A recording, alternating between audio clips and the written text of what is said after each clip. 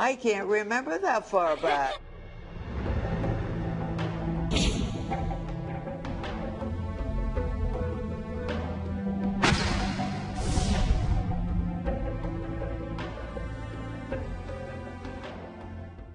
일본의 보복성 수출 규제 조치에 불매운동의 대상이 됐던 일본의 의류 브랜드 유니클로가 이번엔 광고로 논란의 중심에 섰습니다. 네, 최영일 평론가님. 네. 유니클로의 광고, 앞서 잠깐 화면에서 잠깐 봤지만 보셨죠? 구체적으로 어떤 부분이 문제예요? 맥락을 소개해드리죠. 이게 글로벌 광고예요. 네. 전 세계에서 공개가 됐는데 영상입니다.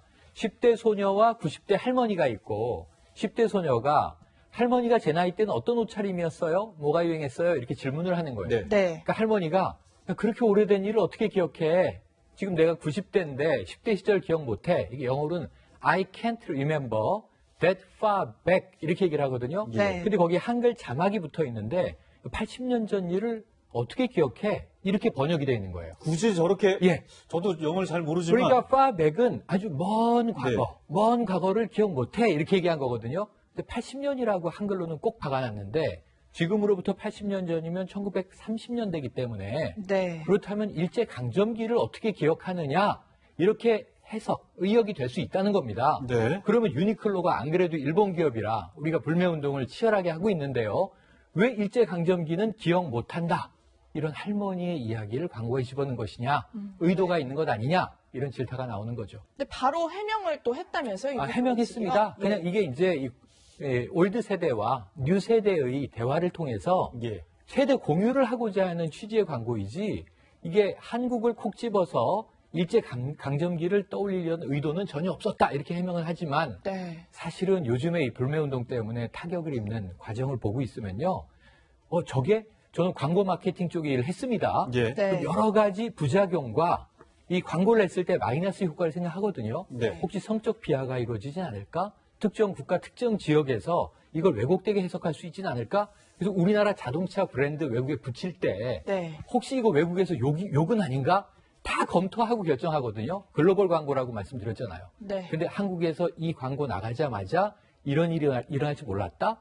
굳이 80년이라고 먼 과거를 번역해 집어넣은 의도는 뭔가? 이런 걸 생각해 보면 의도 있었다는 게 우리나라 전문가들의 이야기입니다. 네, 이호성 교수님. 네. 앞서 보신 것처럼 영어 표현에는 80년이라는 게 없는데 굳이 우리나라에서 광고를 내보낼 때 80년 전이다? 저도 이 의도가 무언가가 있는 거 아닌가. 70년도 아니고 50년도 아니고 80년 전. 네.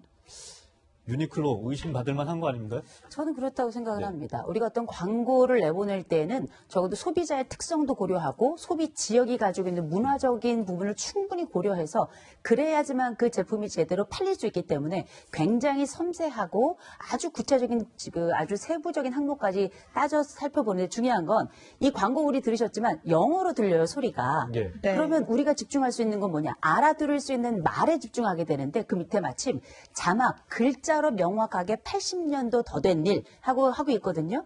그럼 올해가 2019년, 80년도 더 된 일 되돌아가 보면 1939년으로 우리가 계산이 되는 겁니다. 그럼 그 시기가 어떤 시기였는가? 그때가 우리가 국가총동원법이라 그래서 그때 당시 2차 세계대전에 일제가 강제징용과 여성들을 성노예로서 끌고 가서 위안부로 정말 숱한 한국인들의 피와 고통과 아픔이 서려있던 역사적 시간이었거든요.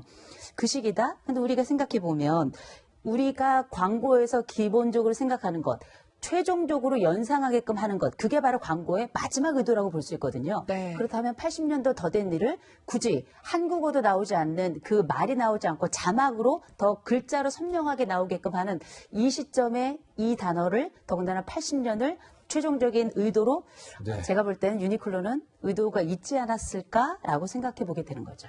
그렇다면 김 변호사님 이런 네. 광고 법적으로 좀 중단을 할 수 있을까요? 저거 자체는 이제 중의적 의미가 있을 수 있잖아요. 네. 그래서 사실은 지금 모델 자체를 이제 98세와 13세로 설정을 해서 네. 예. 했기 때문에 그 나이 차이가 80년은 맞아요.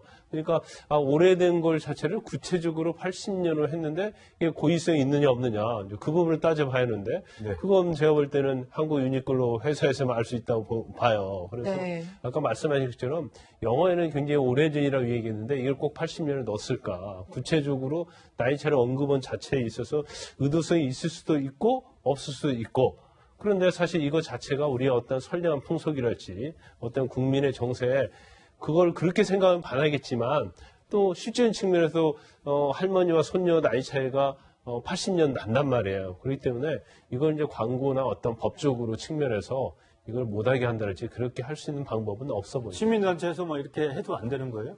시민단체가 한다 하더라도 저게 법적으로 광고 자체가 위반이 돼야 하는데 그게 우리의 어떤 선량한 풍속에 위반된다랄지 그런 측면이 있어야 하는데 저거 자체를 가지고 그렇게 해석한다 하더라도 예를 들고 법적으로 만약 문제를 우리가 삼아서 광고를 못하게 한다 하더라도 만약 소송으로 가게 되면 이길 수 있는 확률이 많지 않다고 봐요. 네. 이호성 네. 교수님, 사실 유니클로 이 한일 관계 때문에 불매 운동의 직격타건을 맞은 브랜드잖아요. 사실 국내에서 올해 처음으로 적자를 보고 있다고도 하는데 이번 광고 논란으로 또 한 번 이렇게 문제가 생길 것 같아요. 저는 뭐 숨길 수 있다고 생각을 하는데요. 이번에 이 브랜드가 얼마나 전략적으로 접근했는지 한번 보시면 이번 세일의 핵심은 전체 세일의 핵심이 있는 게 아니에요. 온라인에 방점이 있었습니다. 이 얘기는 뭐냐면 매장에 직접 찾아와서 이 제품을 구매할 때 생겨나는 한국 구매자들의 이런 시선에 대한 부담을 최소화하겠다. 그러면서 저가 공세를 통해 가지고 구매력은 높이겠다. 이 두 가지 의도가 한꺼번에 들어있는 거라고 볼 수 있는데 그럼에도 불구하고 뭐 일부 제품에 있어서 뭐 완판이 됐다 이런 얘기가 나오는데 그렇다 보니까 일본의 네티즌들이 그 부분에 대해서 굉장히 비아냥거리면서 비꼬는 투로 엄청난 이야기를 쏟아내고 있거든요. 어쩌면 이런 전략이 하나의 광고 이번에 우리가 얘기하고 있는 이 광고와 함께 맞물려 가지고 마치 저는 그 광고를 보고 이번에 또 이 온라인으로 세일을 한다는 걸 보고 약간 마음에 불편함이 없지 않았습니다. 그런데 어쩌면 이번 광고 또 이번 이 온라인을 통해서 세일했던 부분이 한국의 불매 운동에 스크래치 곧 뭐 흠을 주는 것이 아니라 오히려 그쪽 내일을 사는 것이 아니라 올겨울은 이 불매 운동으로 더 뜨겁게 지낼 수 있지 않을까 싶습니다. 네. 지금 유니클로 얘기도 했지만 사실 한인 관계가 되게 좋지가 않습니다. 이런 가운데 지금 오는 20일 다음 주 화요일에 네. 이낙연 총리가 이제 일본에 방문을 하게 됩니다. 네. 이랑 즉위식에 참석을 한다고 하는데요. 사실 이 총리가 또 G1파로 굉장히 많은 활약을 할 것이다 이런 기대도 있어요. 최영희 평론가님. 네, 맞습니다. 지금 친서도 전달할 가능성이 예. 있다 이런 얘기까지 나왔죠. 사실 친서 가지고 간다 좀 확정적으로 보여집니다. 22일 즉위식이 있어요. 23일은 아베 총리가 베푸는 연회가 있어요. 네. 그 24일에 아베 총리와 아마 짧은 만남을 갖게 될 것이다. 15분 내외.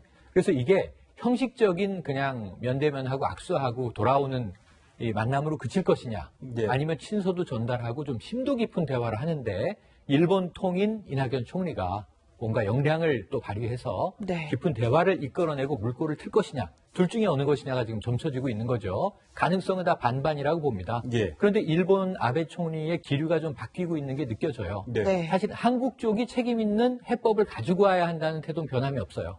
하지만 그전에는 그냥 장벽을 쌓고 끝이었다가 최근에는 한일 관계의 출구를 모색해야 한다는 메시지를 계속 내고 있거든요. 예. 이럴 때 이제 일왕 즉위식을 하나의 명분으로 우리 국무총리가 그것도 이제 일본을 잘하는 총리가 가서 대통령의 친서까지 전달한다면 제 생각에 뭔가 몇 가지의 해법은 가지고 오게 되지 않겠는가. 물론 그날 다 풀릴 것 같지 않습니다. 그렇죠. 하지만 그 이후에 연말까지 제일 핵심적인 관건은 뭐냐면요. 한일 정상회담이 연내 성사된다면 이낙연 총리의 역할은 상당히 이제 지대했다. 이렇게 평가할 수 있겠습니다. 이제 미리 이야기를 하자면요. 네, 알겠습니다. 이 얘기는 여기까지 하고요.